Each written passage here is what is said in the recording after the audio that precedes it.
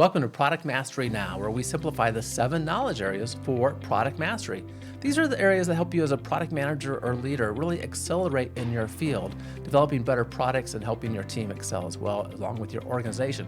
To see all 7 knowledge areas, as well as assess your strengths in each of the product mastery areas, simply go to my website. That's productmasterynow.com. I'm Chad McAllister, a product management professor and practitioner, and your host for this podcast. Also, I recently wrote a book with 2 other co-authors about the 7 knowledge areas for product mastery. Wiley published that in conjunction with PMN&x, and it's called the Product Development and Management Body of Knowledge, a guidebook for product innovation training and certification. You'll find that on my website as well. The knowledge area I'm sharing in this episode is portfolio management.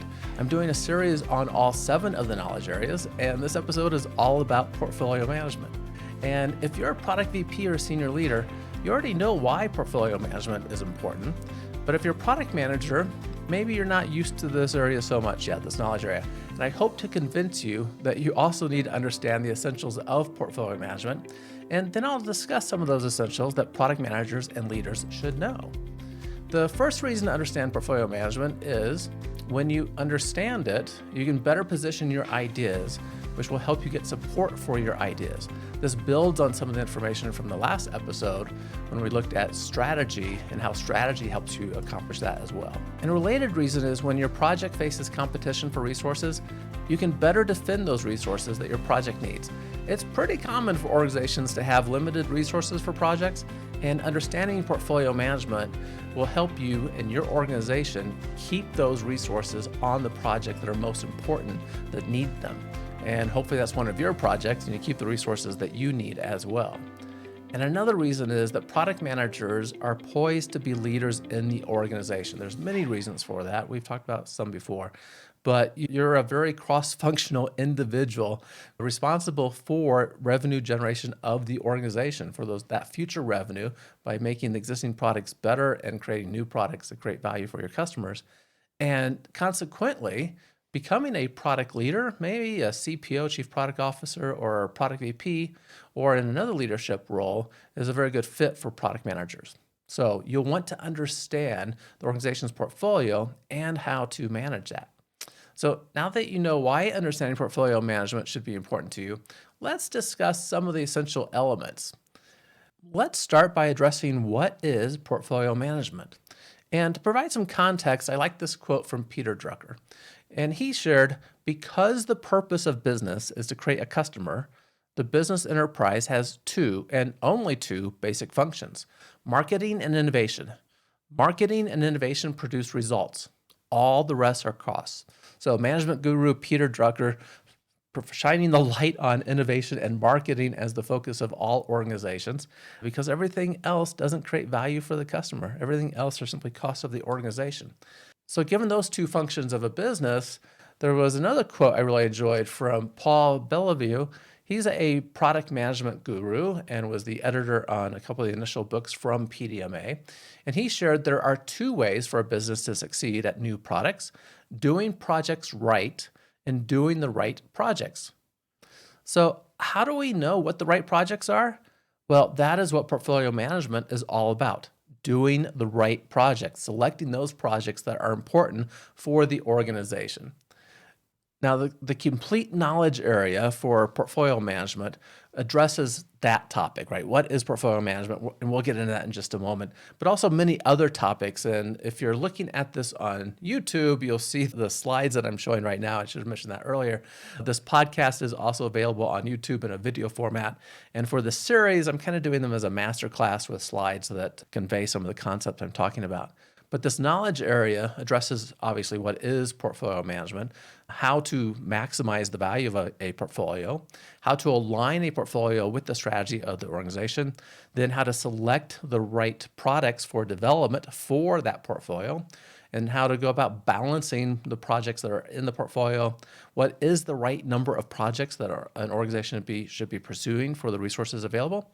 And then some of the dynamic processes involved with new portfolio management, not just creating the portfolio, but managing the portfolio governance, and then some overall benefits of portfolio management as well. We're going to focus just on the first couple topics, right? including what is portfolio management. And let's start with what is a portfolio. And you can think of that as a set of projects or products that a company is investing in and making strategic trade-offs against. So a portfolio is simply a collection of projects which may or may not be related with each other. Sometimes we call a program those projects that are related, and a portfolio is structured differently. We'll talk about structures in a moment. But that they are managed together in a strategic manner, managed together for the benefit of the organization. The set of projects and products can be categorized in different ways. For example, some should come from ideas for new products, new to the organization. Others are enhancements to existing products that create more value for customers, making our existing products better. And some are fixes to existing products, such as input from customers or customer service about errors that we need to correct. And another way of thinking about it might be some projects coming from research and development to solve some new problems that need to be taken care of. Portfolio management is informed by the organization's strategy, and this is why we focused on strategy in the last episode. It strives to prioritize the right projects and products based on strategy. That's what we're trying to accomplish in portfolio management. And it seeks to create a balance between the various product management projects. This is another way that we can think about portfolio management, that it's not only about doing the right projects, that's certainly important, but it's also a decision-making process, specifically a process where the business list of active projects is continuously reviewed. That's the management part of portfolio management, and we're revising it for the benefit of the organization. It's not just that planning activity, but others as well. It's that ongoing management aspect. And the figure I'm showing now really provides a good overarching picture of portfolio management and the role that it plays in the organization. And I'll talk through it if you're just listening. The projects that need to be considered are on the left-hand side, and these are categorized by type of project. The stage of project is important, and that begins from ideation, then extends to the end of life of that project. And the relationship to individual project execution, which involves balancing those available resources. That's a key aspect of portfolio management, is we are allocating resources across a number of projects and trying to do so wisely across the portfolio. And also there's a reliance on performance metrics and monitoring and controlling that helps us to understand where resources are needed, and at times maybe even prune projects that are in the portfolio and redirect our resources to more valuable areas. And along with that is a linkage to financial planning and resource management aspects to make sure we're using corporate resources, company resources well. Some essentials of this include that portfolio management is a decision-making process operating in a dynamic making environment. It's also projects are existing at different stages of completion. Some are brand new to the portfolio, brand new to the organization. Others are existing products that we are working on, for example, making incremental improvements to. And then portfolio management is used to increase the overall odds of success across the full range of projects or products. Unfortunately, not every product is going to be successful that the organization creates, and having a portfolio is a way of de-risking the overall output of the organization. So another aspect is that portfolio management is used to look at the resources that are limited, as I mentioned a moment ago. Every organization has limited resources, and portfolio management gives us the tools to make the best use of those resources, assuming we don't have too many projects going on, which is something that portfolio management helps us with. And there are 4 high-level goals that take place in portfolio management described by Bob Cooper. And Bob Cooper has been a very influential researcher and professor and practitioner helping companies do a better job innovating for a long time now. Bob is in his 80s and still helping companies and helping individuals get better at this product innovation work. He was one of the people involved initially in the start of PDMA, the association that we developed the book for on these 7 areas. And that's the Product Development Management Association. And that's because, if you haven't heard me share the story before, there was a group of researchers that were recognizing there were some common practices across organizations, and they wanted to bring that information to other companies.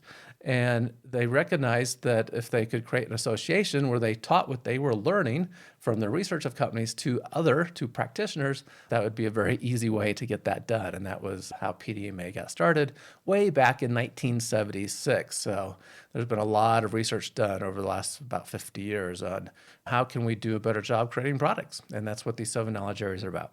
Okay, so I got off a little bit, but these areas of high-level goals in portfolio management, as described by Bob Cooper. First up is value maximization.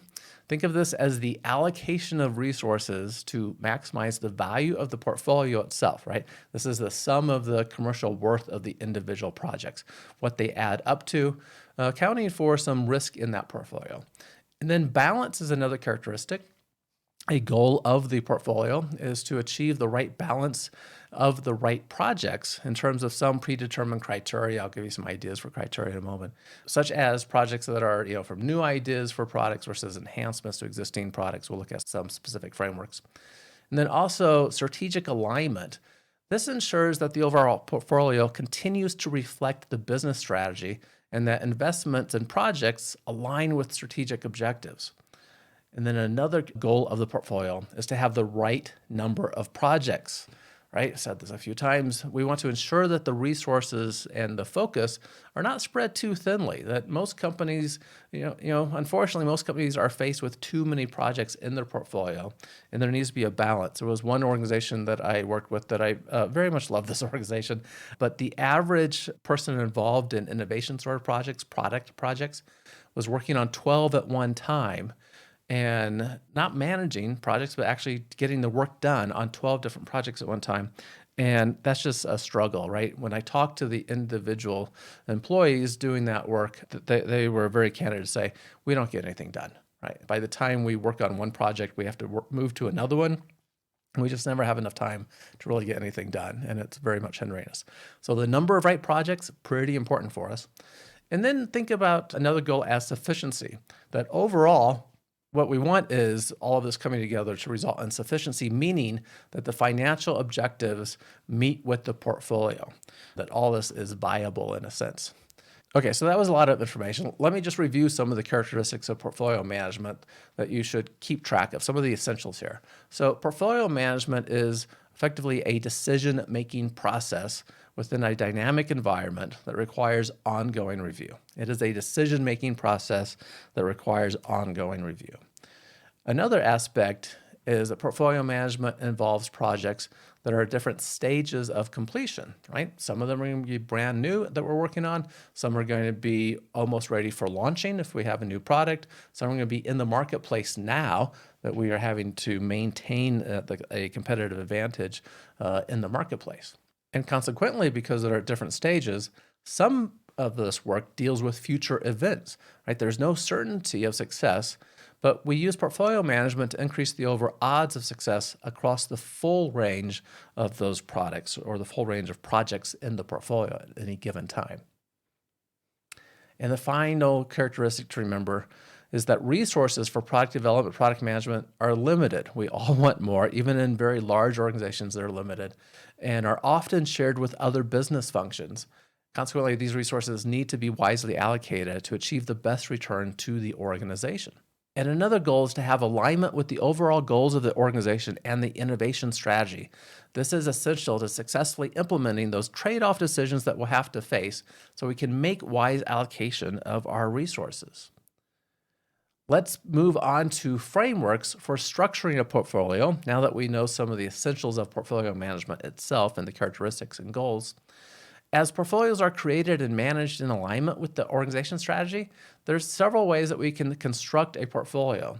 And one model here that I'm showing on the slide, I introduced very briefly in a previous structure, which categorizes projects by new product ideas, the product enhancements that we would make to existing products, those projects that are just kind of maintaining and supporting our existing products as well, and also research and development sort of projects when we need to solve some kind of new technology problem that we're hoping to then use the solution for that in a future project. Another approach to structuring a portfolio could use the innovation landscape, and this is a detailed model that is addressed more in the strategy area of product mastery, but I'll describe it here briefly, this innovation landscape. This simply looks at a 2x2 matrix based on the level of newness of the business model and the newness of the technology. And what we're examining then is if it's, not new business model or a new business model organization, or existing technology that the organization is already has put in use, or new technology that the organization is adopting. And so that gives us four categories. We think of routine innovation as really just creating the next generation of what we do now, right? The next generation of a product. It's not a new business model. It's not a new way of generating revenue, and it's not using new technology. If it was using new technology, the innovation landscape model calls that radical, where we're adopting new technology to create value, but an existing business model for the organization. So that might be a pharmaceutical company, right? They're moving on to the next drug therapy, and maybe they're adopting a gene splicing approach that they haven't used before, a new technology. So a radical departure from how they've done things in the past, but they're still providing gene drug therapy, so same business model. If we adjust the business model that is new to the organization, but keep the technology the same, this model calls that disruptive. And these terms, I know they get used in different ways, but this model calls that disruptive. An example would be like Uber, like a ride-sharing service that disrupted taxis, but it's using fundamentally existing technology in the sense that we already have cars. We're just using a ride-sharing model instead. And the app that is needed to be able to make it easy to interact with that is fairly well-known technology still. And then the final category, which would be a new business model and new technology, this model calls architectural, where we're really pushing the boundaries on what has been done in the way that the organization does it. And so at one point, an example would have been digital imaging for Polaroid and Kodak, right? You might be aware of the Kodak story, certainly the giants in film, that they actually had the first patent on the digital camera, and they had that technology, and they did act upon it, and they got themselves displaced in the market because of digital cameras. But at one time, for them, new business model, which was why it was hard for them to adopt, and new technology was several advancements they made with digital imaging. So that would be a way of constructing a portfolio, is recognizing there's different types of innovation. And there's lots of models to categorize that. And we could pick one of those for creating our portfolio. And then another model is based on the Three Horizons model from McKinsey and Company. And this has been discussed a number of times too. I had the great pleasure of talking to, at the time, the Global Director of Innovation for Caterpillar, the company that makes the large digging machines. And they talked through their portfolio model, and Ken shared the example of using the Three Horizons model in their context. And this is the newer adaptation of Three Horizons, which is based more on need of innovation and less on time frame. And we'll provide a link in the show notes if you want to go listen to Ken talk about this. But the Three Horizons, the first one is to extend the core, to take our core capabilities, what we are good at, and make it a little bit better. It is largely that incremental improvement that we're looking at. Horizon 2 then is developing new opportunities, and this could be a new technology that we might be adopting to make our core stronger, that is a good fit for us. Very likely it's moving to an adjacent market. So we're looking for new opportunities to grow revenue by finding new customers that we haven't reached yet, and then adapting what we do for those new customers. And then Horizon 3 is, in terms of some models, called creating viable options. The way that Ken described this is the transformational activities that we do, the things that are really past the core of what we are doing today, but they are in alignment with the vision of the organization, where the vision is going. And that might involve pursuing new capabilities, new technologies that we need to be learning about so we can take advantage of them when it makes sense for us to do so. Now, regardless of which model you use, we're talking about some form of classification system to help with the strategic alignment and this prioritization of projects. And one commonly used classification approach is to organize products into 4 categories. We'll call that breakthrough projects, platform projects, derivative projects, and support projects. And let's address each of these. Breakthrough products are sometimes referred to as that radical or disruptive product that I just mentioned. These type of projects strive to bring a new product to market with new technologies that depart significantly from existing organizational practice and have a higher level of risk. These are the new amazing things customers have not seen before. For example, did you buy the first iPod? I did. It was a breakthrough product from Apple and one that I still have somewhere in a drawer that doesn't get used much, but it was at that time pretty amazing. Platforms produce a set of subsystems and interfaces that can form a common structure for a stream of new products, and then we can efficiently develop other products from that platform. Platforms generally involve more risk than the product enhancements or incremental improvements, but they're generally not as much as a breakthrough, right? So the risk is lower than that. And then once we have the platform, the benefit is the risk is very low for adapting that to a number of products. So remember platforms as those things that make more than one product possible, like for example, the frame that might be shared between car models, or a software code base that is shared between systems of applications, or maybe a battery system that's shared between product models such as electric vehicles. And then derivative products are spin-offs from other existing products or platforms. They may fill a gap in an existing product line or offer more cost-effective ways of manufacturing or other enhancements and features based on core organizational technology. Generally, these are pretty low risk for the organization to take on. Remember derivative products as new products that are related to existing products that are derived from them. An example would be a smartphone company creating a new earbud that complements their phone product line. Do you have AirPods for your phone? Me too. And that brings us to support projects. And these can be incremental improvements in existing products or improvements in manufacturing efficiency of an existing product. Generally, these are much lower risk for the organization to take on. We can remember support projects as changes or improvements to existing products. The need for the change may come from customer service requests or other sources. We have customers asking for these sort of changes. And this is a good time for an application question for you. So we talked about 4 categories of products that could be the makeup of a portfolio, right? So we have support products, those things that customers are asking us for, that customer service is finding about problems with the product. Derivative products that extend what we're doing now in a reasonable way, like the AirPods to go with a smartphone. The platform products that once we build a platform, we now have, although it might have some risk involved in building the platform, we now have a very low risk way of creating a number of products from that platform. And then the breakthrough products that are in some way radical and disruptive for the organization, using new technologies and really pushing the boundaries of our core capabilities. It would be useful for you to think through the products in your organization. Where do they sit inside those categories? For most companies, we're going to see a lot of support sort of projects related to your existing products. We'll see some derivative. Organizations, they typically, if they're going to do platform work, have one platform project going. And those sometimes can be really big, long-term projects that take, depending on the context, take a few years to do. And then hopefully, occasionally, an organization is doing a breakthrough sort of product as well.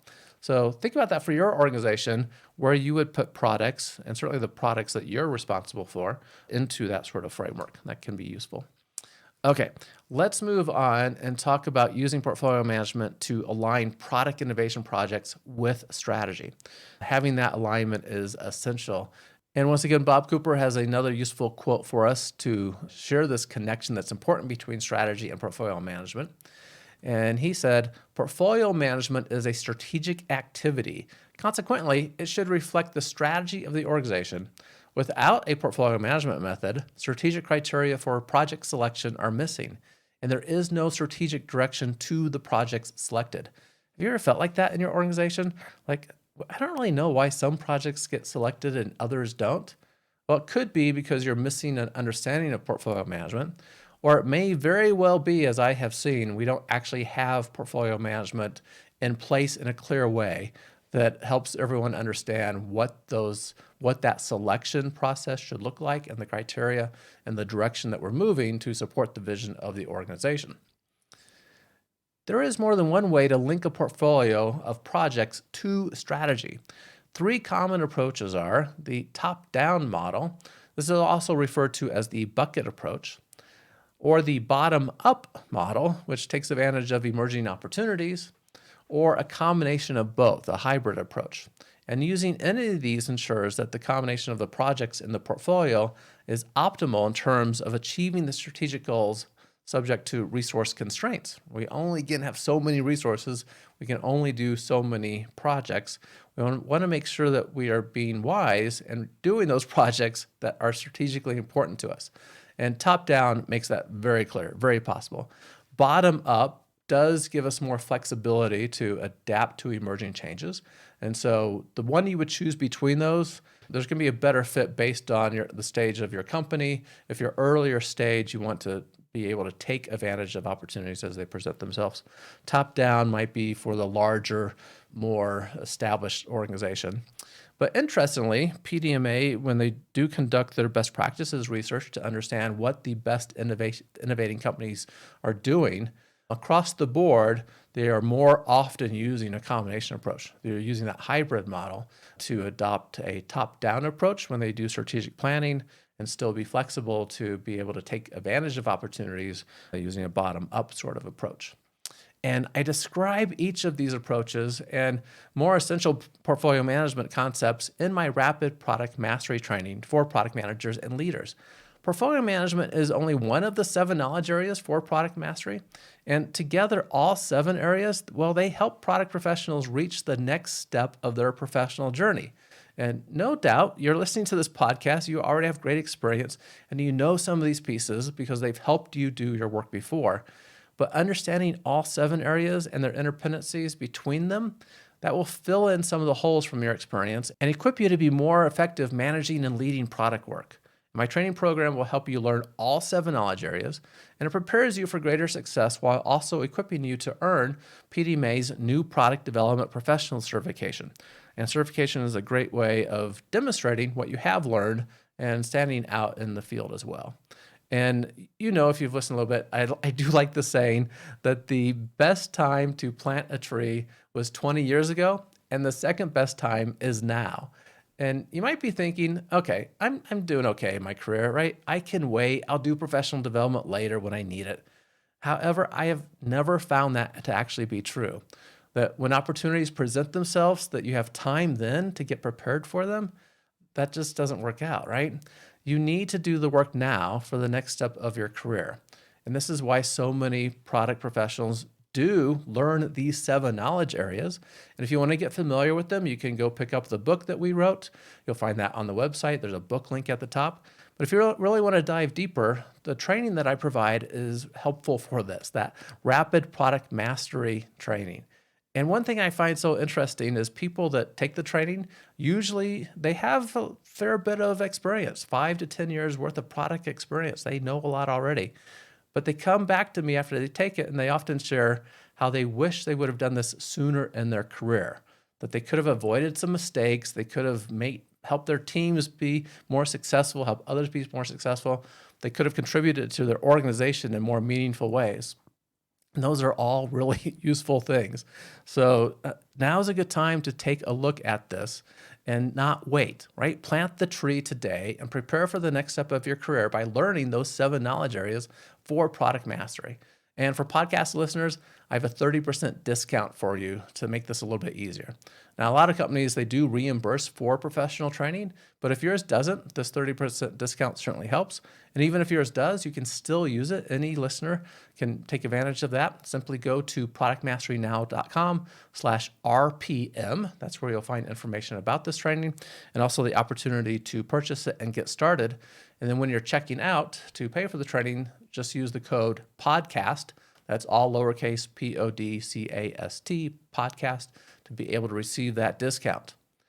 I do want to finish with a quote. I enjoyed this one from the Mosaic browser creator and now VC partner, Mark Andreessen, who shared, "Brand will not save you, marketing will not save you, and account control will not save you. It's the products," right? I thought this was a good book into the quote I started with in the beginning from Peter Drucker, that an organization only has 2 responsibilities that actually create value. That's marketing and innovation. Innovation is what leads to the products itself. Marketing is what helps us know what to create and also how to make customers aware that we have a solution for them that creates value for them. So this quote from Mark that if you want to be successful as an organization, what matters? It's the products. And us as product professionals, as product managers, leaders, and innovators, it is about the products. We know that, and that is the work that we do. Thank you so much for listening to this episode and learning about another of these 7 knowledge areas for product mastery. And as always, keep innovating. Thank you for listening to Product Mastery Now, where product leaders and managers gain product mastery through practical knowledge, influence, and confidence. By listening, you are becoming a product master, creating products customers love. Find additional resources at productmasterynow.com. Keep innovating.